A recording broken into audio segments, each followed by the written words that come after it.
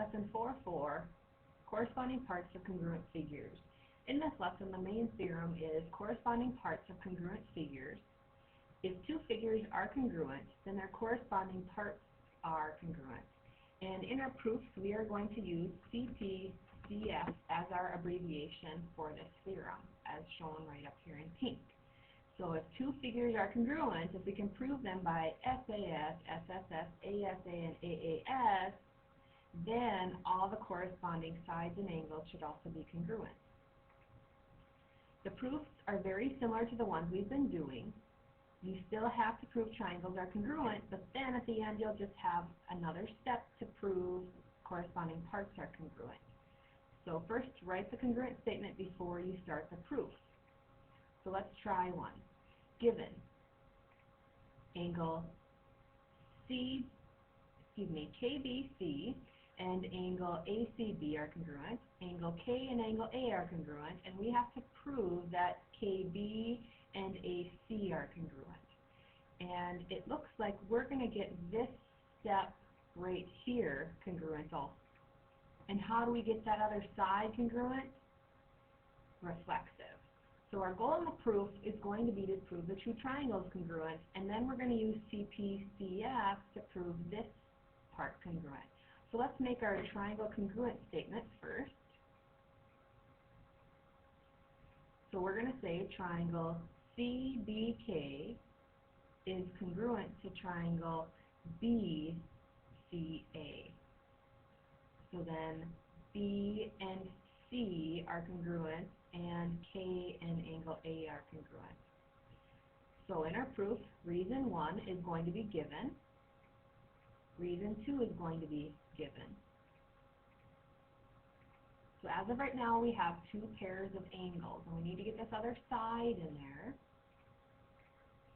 So then we're going to use reflexive.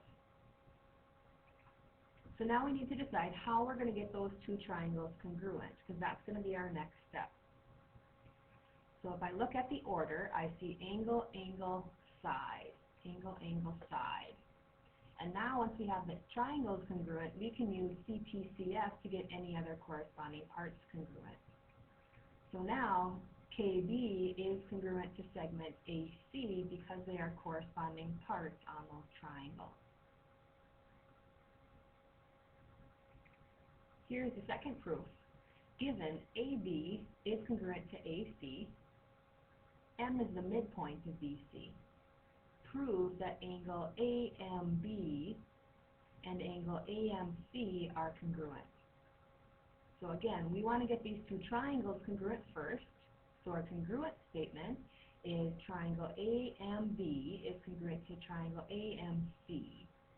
So our first step are going to be the given. So we have one pair of sides, and then we have M as the midpoint. So remember, there's always a reason they give us information. So the first given is a side, and the second given, we're going to get another side. So if it's the midpoint, then those two sides are going to be congruent because of the definition of a midpoint. So if I look at my picture, I have SS in terms of proving my triangle is congruent. So I need either another side or another angle. So if I separate these two triangles, I'm going to have side MA on both of them, so I'm going to use reflexive. MA is congruent to MA. So now in my picture, all sides are congruent, so we can use SSS to prove those triangles congruent. And our last step is going to be to prove the angles congruent by CPCF. And pretty much today, that'll be the last step in all of your proofs. State if the two triangles are congruent. If they are, state how you know that. Number 3, these two triangles share a side. We want to know if they are congruent. So probably by reflexive, we're going to get this side congruent to the other side. So if I look at my order, I see ASS or SSA. So if I look at my choices to proving triangles congruent, I have SSS, SAS, ASA, and AAS. So what I had here was an ASS, and remember, you can't have any donkeys, so these triangles would not be congruent. So I would say that this one is a no. Number 4, are these congruent? Again, I see that common side on both of them, so by reflexive, they would be congruent. So in terms of order, I have angle, side, angle, so this would be a yes, they are congruent because of SAS. And I think I have that wrong. That should be ASA. ASA. Number 5, I don't see reflexive as in the other two triangles, but I do see something else. And what kind of angles are these purple angles? Yep, you got it, vertical. Thank you for participating. So because of those vertical angles, I now have 3 parts. So in terms of order, I see angle, side, angle. So I would say yes, they are congruent, and our reason would be angle, side, angle.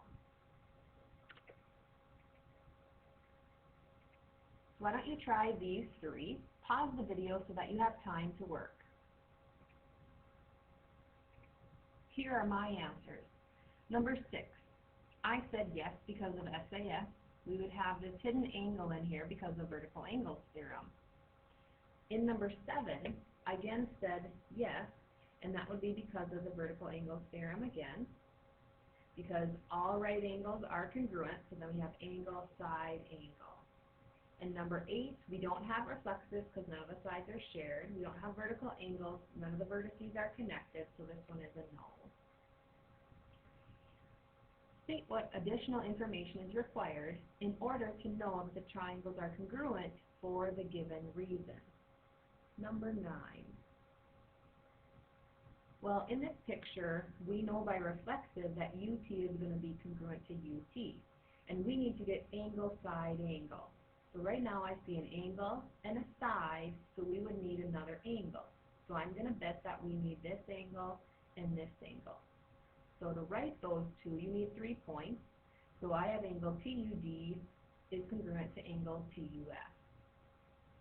So now it fulfills angle, side, angle in the correct order. Number 10. I see right angles, and all right angles are congruent, so we can consider these taken care of. Again, by reflexive, those 2 sides are congruent. So right now we have an angle and we have a side. So we need another side, but we have to make sure that our angle is included or in the middle. So I'm going to say that this side and this side are going to have to be congruent so that that angle is included. So WZ is going to have to be congruent to XK, the segment. Try number 11 on your own. Pause the video so you can check your answer when you're done. On this one, we need angle, side, angle. So I have these 2 angles, and our side is included. So I need my side to be in the middle of those 2 angles. So side DE is congruent to side JK. Here's the last proof for today, number 14. It says, given JK is parallel to PQ, and JK is congruent to PQ. Prove the sides are congruent. So again, we're probably going to have to get the 2 triangles congruent and then use CPCF to get corresponding parts congruent. Our first thing we'll write down is that the lines are parallel. Well, why did they tell us the lines were parallel? Normally, parallel lines imply alternate interior angles, so I'm going to look for that. So if I redraw the picture, here are my parallel lines, and here's the transversal, and this is point J, and this is point P. I get alternate interior angles. So this angle and that angle would be congruent. So because of those lines being parallel, I can get AIA. And I would write that right here. So that could be your second step. It looks like I did this proof a little bit different. Also then, this piece is given, so I'm going to write that down. And then the other thing that I noticed is that I have vertical angles. So this would be my vertical angles theorem. So now I have all the parts to get my triangles congruent, and in the correct order, this is angle, angle, side. So the triangles are congruent by angle, angle, side. And then we can use CPCF to get the corresponding parts congruent. This concludes the lesson.